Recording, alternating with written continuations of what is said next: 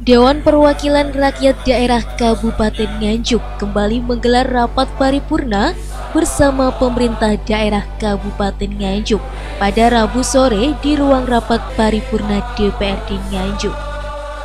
Rapat paripurna ini dipimpin langsung oleh Wakil Ketua DPRD Nganjuk Cianto dan dihadiri langsung oleh Ketua DPRD Nganjuk Tati Teru Cahyono, PLT Bupati Nganjuk Marhen Jumadi, Sekretaris Daerah Kabupaten Nganjuk Nur Solekan, serta OPD dan Forkopimda Kabupaten Nganjuk.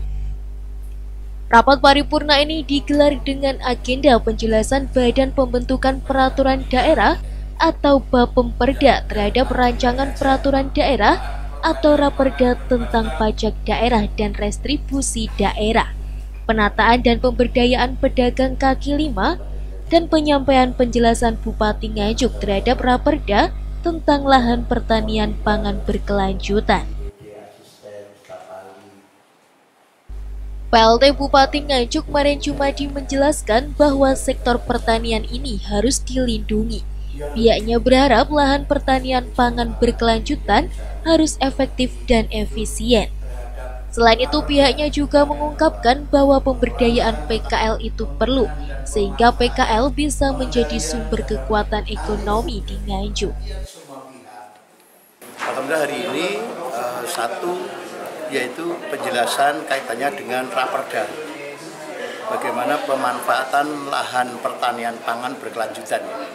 Kita sampaikan yang selama ini mungkin hambatan-hambatan kami di eksekutif yang berkaitan dengan bagaimana kita memanfaatkan lahan pertanian berkelanjutan ini betul-betul bisa lebih efektif, efisien. Karena satu berkaitan dengan tata ruang, yang kedua yang berkaitan dengan di Nganjuk ini PDRB yang tertinggi 29-32% itu dari sektor pertanian.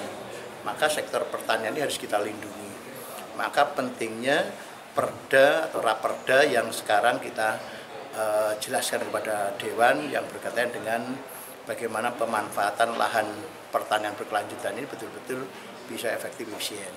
Kemudian yang kedua, inisiatif Dewan. Yang pertama berkaitan dengan pajak daerah dan retribusi daerah. Ini tadi kita juga diskusi, mungkin nanti karena ini inisiatif Dewan, maka kita harus betul-betul cermati. Jangan sampai nanti ada permasalahan-permasalahan juga ya. Perhitungan-perhitungan yang mungkin juga perlu kita cek betul. Terus kemudian yang berikutnya tadi bagaimana pemberdayaan dan penataan PKL di Nganjuk ya. Nganjuk sekarang alhamdulillah karena kita buat yang namanya kawasan ekonomi Nganjuk, maka banyak muncul PKL-PKL. Maka PKL-PKL ini kita berdayakan, karena PKL ini yang kuat dalam resesi. Resesi apapun PKL itu harus selalu kuat. Maka betul-betul kita berdayakan, dan yang kedua kita tata sehingga betul-betul PKL ini menjadi sebuah kekuatan ekonomi di Kabupaten Nganjuk. Ketua DPRD Nganjuk Tati Teru Cahyono juga mengungkapkan bahwa penataan pedagang kaki lima itu diperlukan karena pihaknya menilai saat ini masih semrawut. Pihaknya juga berharap lahan-lahan hijau pertanian jangan sampai hilang karena Nganjuk adalah daerah penyangga pertanian. Yang satu terkait penataan pedagang kaki lima.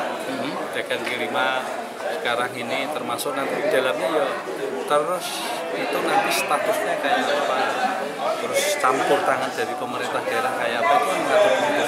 Oh, belum ada pengaturan gitu. Ya, sementara ini ya rada semrawut, ana sing bayar, ana sing enggak, ini kan hanya keputusan dari dinas masing-masing.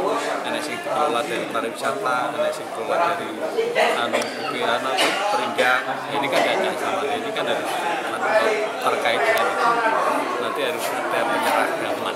Termasuk penataan kawasan-kawasan yang boleh PKL yang tidak. Termasuk di dalamnya itu, untuk misalkan mungkin ada retribusi berapa, tempatnya di mana. Karena ada yang bayar 1 tahun, terus ada atau ada yang ini kan masih sembako. Diharapkan nanti semua bisa menyatu. Yang kedua dari eksekutif terkait dengan pertanian yang berkelanjutan. Nanti lahan-lahan mana yang memang tidak boleh digunakan untuk industri ini harus jelas. Kalau memang hijau ada seperti itu. Jadi kawasan itu kan juga harus kita kawal bersama-sama. Tidak ada RT/RW itu, Pak? RT/RW, tapi lahan pertaniannya dan pertanian berkelanjutannya ini yang harus kita kawal betul. Sampai sekarang udah berapa persentase, Pak, lahan pertanian digunakan pabrik? Ini detailnya kami juga belum tahu detailnya berapa persentase sini. Kayak kita melihat sekilas saja memang lahan hijau kalau banyak sekarang buruk barang itu kita belum melihat pakai RT/RW-nya itu masuk atau tidak.